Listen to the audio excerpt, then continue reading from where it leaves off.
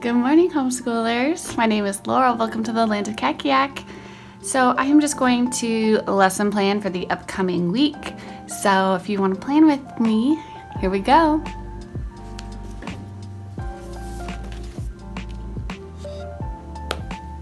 So I'm just starting out by looking over this week's journey. I'm catching up. Okay, so he finished his writing and rhetoric book 3 this week. It went really well. I just had him do the work in his composition notebook so I can save that workbook. But we love it. We're moving on to book 4. I'll show you what they look like.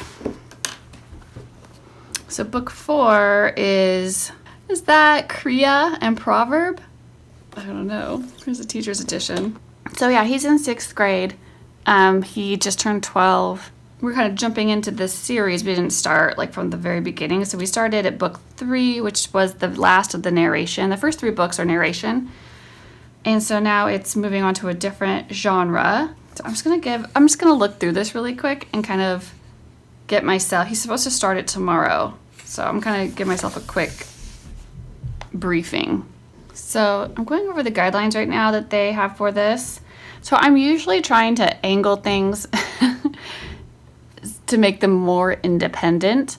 I mean, I think it's fine at the beginning. I can be more present, more hands-on with getting them going. And I kind of like to get myself acquainted with whatever resource they're using. But at his age, and just like stage of life, I typically will try to hand it off to him and make it independent and then make it something that I'm just checking in on. But let's see how what their recommended teaching week looks like. So they want you day 1 to model fluency by reading the text aloud while the students follow along silently. There's also those MP3s you can buy from, is it Classical Academic Press? I think that's the publisher, which I prefer to do, but the teacher models fluency by reading the text aloud by students follow along silently. Tell it back or narration and talk about it should immediately follow the reading of the text. While the story is still fresh in the student's mind, talk about it is designed to help students analyze the meaning of texts and to see analogous situations, both in the world and in their own lives.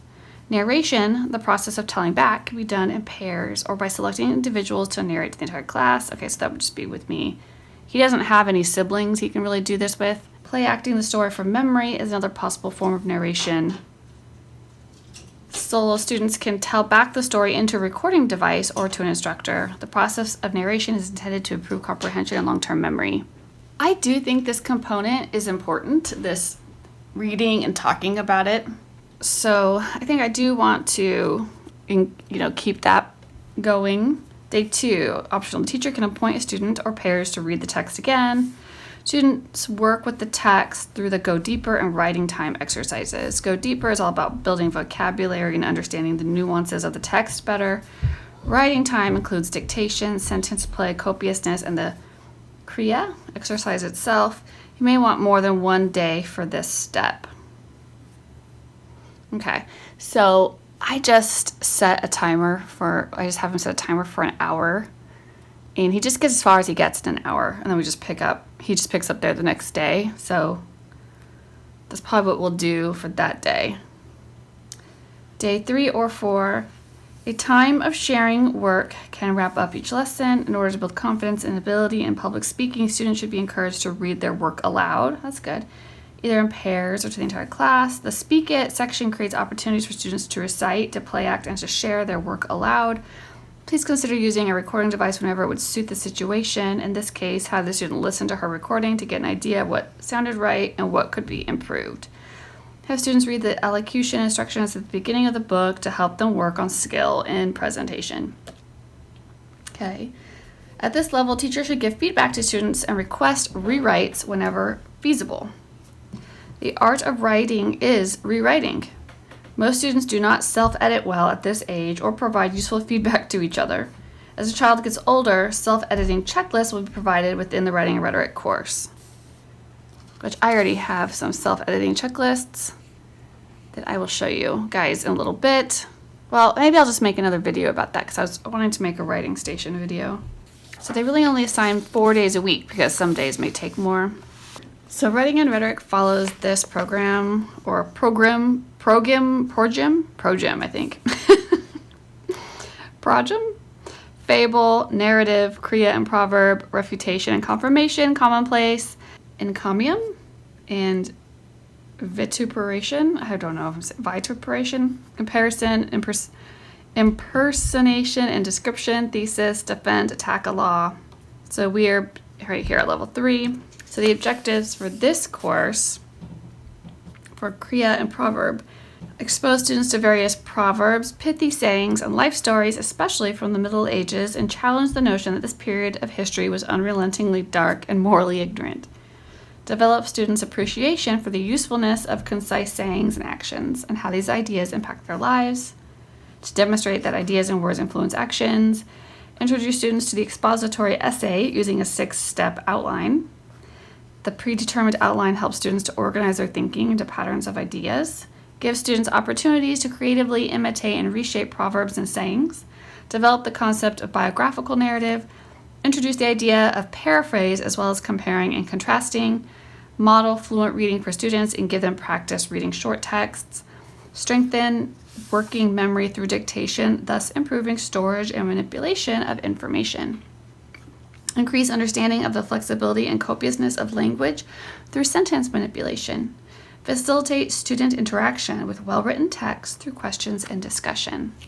So the kriya, they say, is an ancient form of anecdote. They were based on short, useful sayings or praiseworthy actions and were amplified or expanded into short essays praising the author of the saying or doer of the action and showing how the saying or action is useful. I love this program, honestly.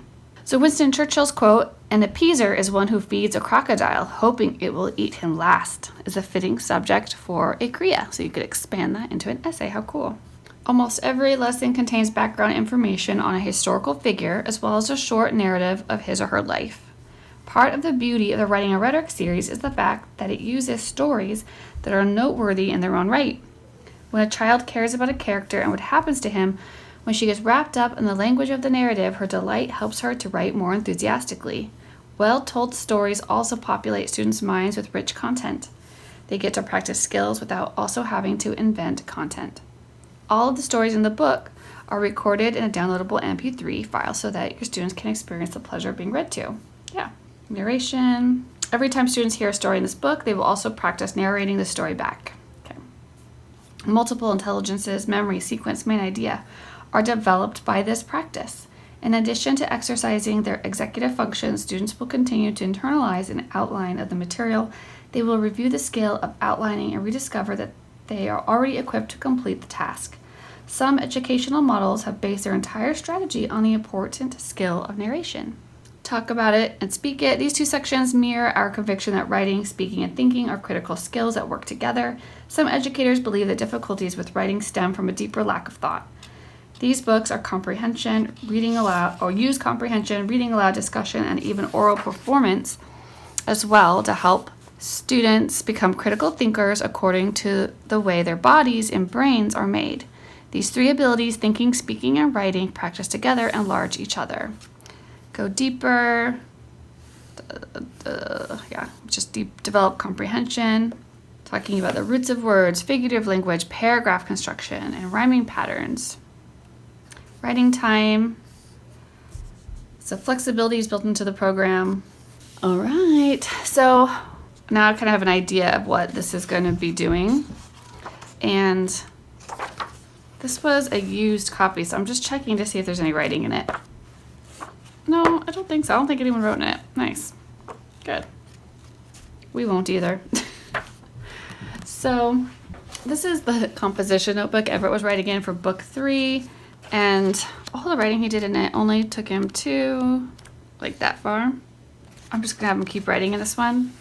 I'm going to put one of his paragraph writing and editing bookmarks in so you can use that while he writes.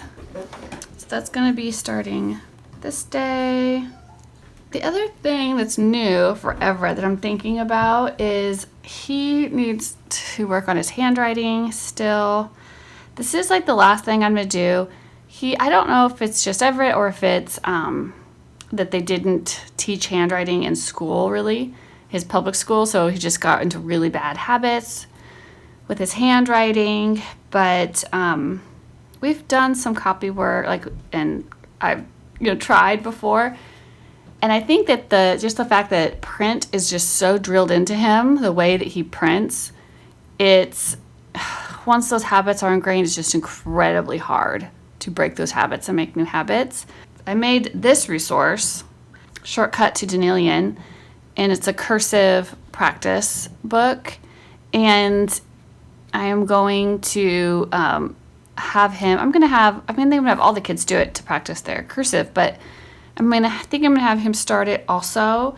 And he doesn't have to do like a ton, but I'm thinking if I switch him over and tell him to start writing in cursive and not print, this is our chance to make new habits with the new way of writing. That's my theory. We'll see how it works.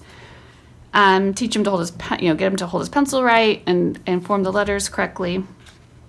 I'm just kind of thinking, like, how am I going to have him? So this I used the word progression from Don Potter's Shortcut to Cursive program, but I just made something that an actual book we could work in, and I used Danielian because that's what I want them to use. I just kind of put my own spin on it, but so I'm gonna have him, I think, do maybe just 2 pages a day or something, because I really want him to. This is like I can't keep harping on the handwriting thing. Yeah, so I'm hoping if I can start training him practicing in cursive, that it'll make it easier for me to read his writing assignments and to give him feedback on his writing. Because when things are not legible, when it's very hard to read, how it's very difficult to give helpful feedback, right? It makes me work too hard to read it. Anyways, if anybody else has struggles with a student and their handwriting, leave me a comment, like what you have tried, if anything has helped, or if you think I should just tell them to go on to typing. Because I wanted to have a better handwriting practice program anyways, and I'll link this down below for you. But yeah, if this doesn't work, I did also pick up the typing books from The Good and the Beautiful, because I figure, everyone's going to have to learn to type anyways, but it may be one of those things where, like the stickers, anything he turns into me that needs feedback is just going to have to be typed. Okay. But just if you want to see what this looks like, there's parts of a Mac keyboard. Look, you can line up your little fingers. So all you need is some kind of writing program on your computer or whatever. And they say that they need a course book, a laptop, and maybe an easel, which I have, book holders. And then the child should complete 1 to 2 or more lessons a day, 2 to 5 times a week. Lessons take 5 to 15 minutes. Depending on the speed of the child, the lesson is complete when all the cloud check boxes are marked off, showing the child has completed each assignment in the lesson. So they put this on their easel, and then they do their lesson. Here's a PC keyboard. Right. Shift key, space bar, shift key, enter keys. They want them to learn those, I guess. Backspace key. That's nice that it has it has the PC keyboard and it has the Mac keyboard. That's cool. Open a blank page of a word processing program. Open your course book. Prop up your course book. Okay. Follow the lesson instructions. Use backspace or delete key. Have your parents or teacher check your work and put a check in the cloud check boxes. When you've completed a page, choose a sticker to place on the page in the spot indicated. Cute. Talks about posture. Fill in the blanks. Your feet should be what? You should sit. Your wrist should be. Talks about hand position. Okay. Little true and false. Lesson 1, lesson 2. Okay. Cool, huh? There's the little clouds that I think we're supposed to check off or whatever. And then the sticker when it's done. Anyway, so there's 3 of these books. I mean, the kids are going to need to learn to type anyways. So I just went and got these. I'll link the link to these too if you're interested in looking at them. Okay, so for planning purposes today, I'm just going to let that rattle around in my brain while I set up my page.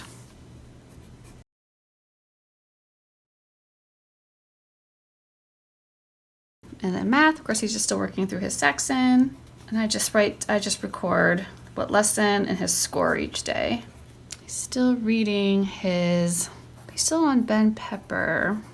I wanted to try something different. I usually just do our chapter notes and summary assignment, but I wanted to try something different, so I'll show you. Okay, so he's reading Ben Pepper. This is his, I make bookmarks that go with the RC books. This is one for Ben Pepper, and it just has the assigned vocabulary list for that book from RC. So he's supposed to look through this list and read through it before he starts reading every day. So that's why that's in there. But this is a resource I picked up. Sometimes you just want to try something different.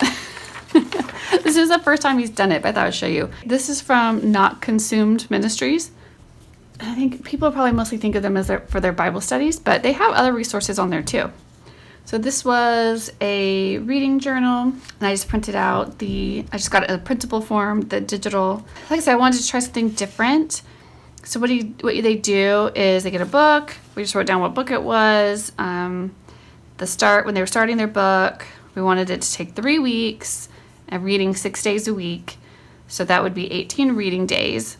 So we took the number of pages divided by 18 days. It'd be 17 pages a day. So this was just me working out with him to show him how to make a reading plan, how many days he's supposed to be reading, or how many pages he's supposed to be reading each day. And then this was the pre-reading day. To categorize it. Do you have any expectations, any predictions? There's a little how to use this journal page. And they're really short. So we went through, I had him just write down what page he was supposed to stop on each day. But then they just have some questions, and it gives them a little anything they need to know. They give them like what is setting, what is a character, what are events, and they give him something to fill in. Different. It was just different than what he'd done before. So I thought we would give it a try. And then when he gets all the way through it, I will ask him, what he thinks. Looks like he didn't do this page. Or maybe, he's right here. He's saying this is where he is in the book. See, like he didn't do anything on this day. See, I have to check to make sure he does it.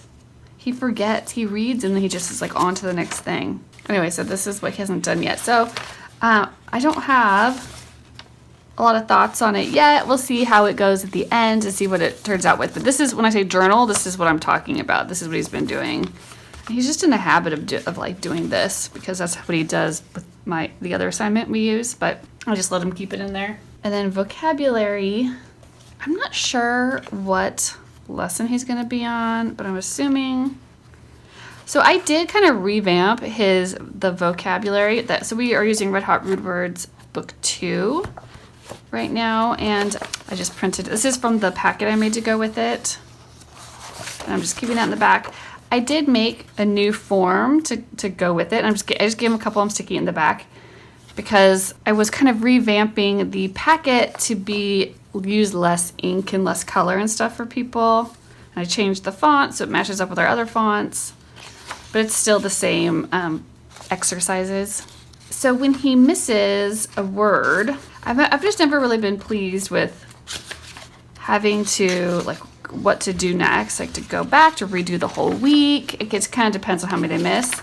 But if they just miss, a couple, I decided to make this, and I put this in with the packet. Just if you use these, I'll link them for you. I added this to the files so that if they have a word that they missed, they could just have maybe a stack of these somewhere, and just if they missed 2 words, I just print them front and back. They just need 1 piece of paper. And then they can fill out a word map to help them study those words that they missed if they just focus on the ones that they missed. And then you could retest them later, or they could just do that alongside their new packet. Like maybe they just missed 1 word or 2 words, right?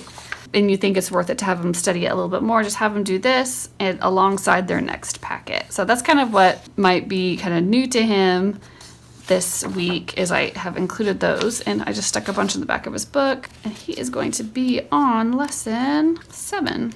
So I'm just gonna write on here lesson 7 for him. That was easy. Okay, so for writing, we already talked about that. He's going to be doing his writing and rhetoric for 1 hour. We get as far as we get. And he's going to do spelling. What lesson is he going to be on for spelling? He's just going to be on lesson 2. So I need to get him his new flashcards down. I have him like, there's his lesson 2s. And this, I already done. I don't have to print out or get out the spelling packet because I made them into a workbook instead. Okay, so I think this is when I would do our cursive. I think that will be, so writing and rhetoric, 1 hour, do your spelling, and do cursive, 2 pages. Okay. His science, I just need him to notebook for his ocean unit. I really thought we were going to be done by now, but we're not. I'm not stressed about it or anything. It's just, I'm just letting him like, just do some notebooking if you can get to it that day. Now I'm going to get myself a circle to remind myself to record the score.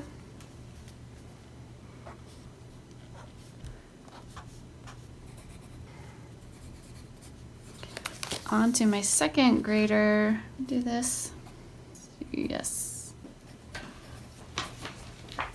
Okay, so he's going to still be doing triangle math, working on his math facts. This is actually going pretty well. We worked out he's kind of getting used to the rhythm and the pattern of this. So that's nice. And then reading, he just finished the original McGuffey reader, the first reader. He completed that yesterday. This week for reading, I'm just going to focus on the revised edition of the second reader. There's still this much left. So we are going to do those McGuffey lessons together, and then he answers a reading comprehension question from me, and then I'm going to pair that with, for writing, copywork. And I am using the complement to my copywork. So we're kind of taking the next step up. We've just orally over the years, discussed things like nouns, and we've just pointed things out, mostly using the grammar check-in, like that. But I did make flashcards, with some parts of speech I want him to learn. I want him to start learning about verb tense, adverbs. We've talked about the plural S, pronouns. So I made flashcards for a lot of terms. And a bunch of these he already knows, which is good. But maybe something new is like the preposition, a word that tells you where or when something is in relation to something else. Conjunction words. So there's also some stuff like, first person, like point of view of the narrator. So I've just kind of been using these with his copywork. And then these, I have just a couple like printouts that I can just print out over and over. I've already done this one with him. He's pretty familiar with punctuation and sentence type. He's been introduced to sentences. He's had that lesson. So what we're mostly using now is this parts of speech. So we've got noun, proper noun, pronoun, verb, adjective, and adverb. And I have those out in columns, and this is a trace me.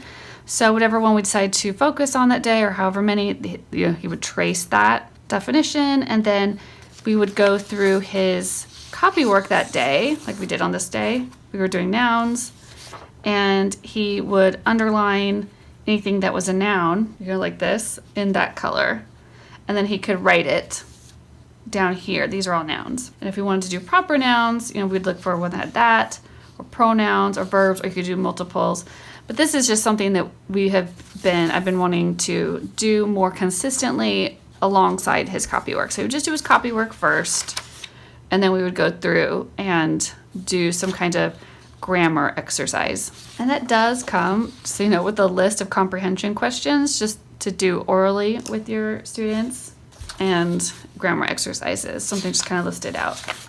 Anyway, so I'm just going to be keeping that in here with his copy work until we have it all filled out, and I can just like print another one, and keep going. So I just thought I would show you that that's something that we're kind of trying to be more consistent on.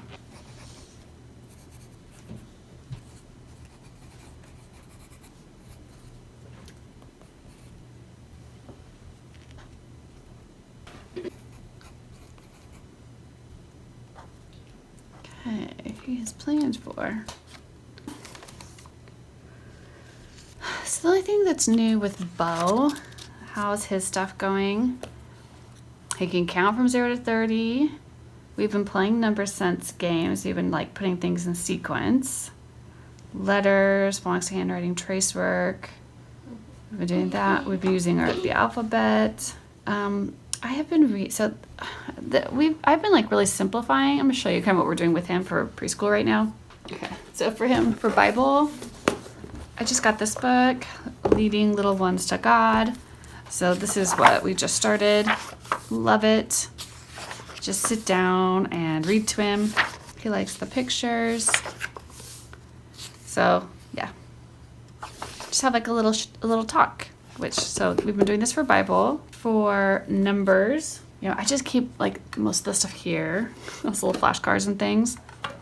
I've been doing, so he's got 1 to 30. Right, so what his game that he's really into right now is I give him a stack of numbers and he puts them in order from 0 to 30.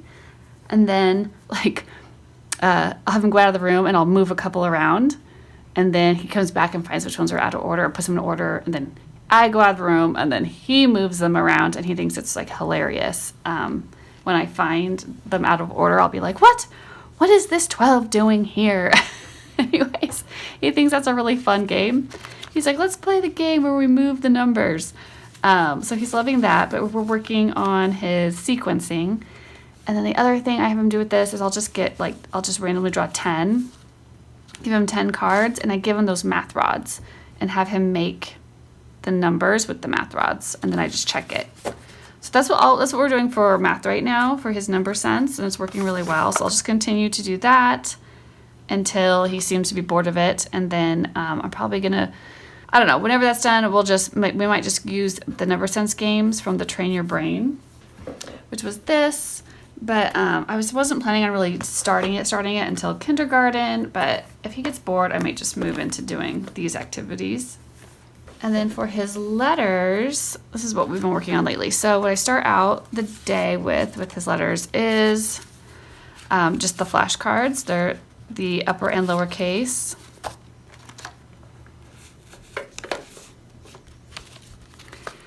And I go through and I just do like right pile, wrong pile for phonics and have him say all the sounds and the name of the letter. And if he misses some, they go in the wrong pile.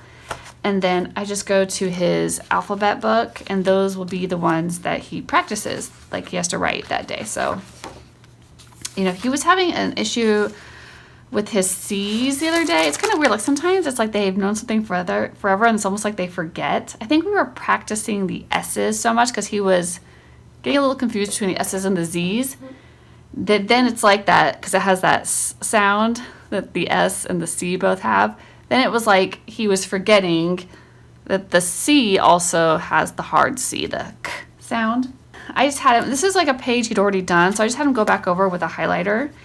And so we did the big C, and then what I did is I drew, because C has 2 sounds, I just drew 2 dots over each C. So he was supposed to come over here and go K, S, call it C, K, S, call it C, right? So that might be, something that you might want to do. If there's a letter with multiple sounds that you want to practice multiple sounds with, you might just put that many dots over the top and have them touch it. And I did have to sit with him and make sure that I could hear him doing that. Otherwise, he would just skip it. But it doesn't take very long. Anyway, so I will have him do a little bit of practice. I wouldn't have him do I would just probably pick one letter that he had missed out of the wrong pile for that day to practice.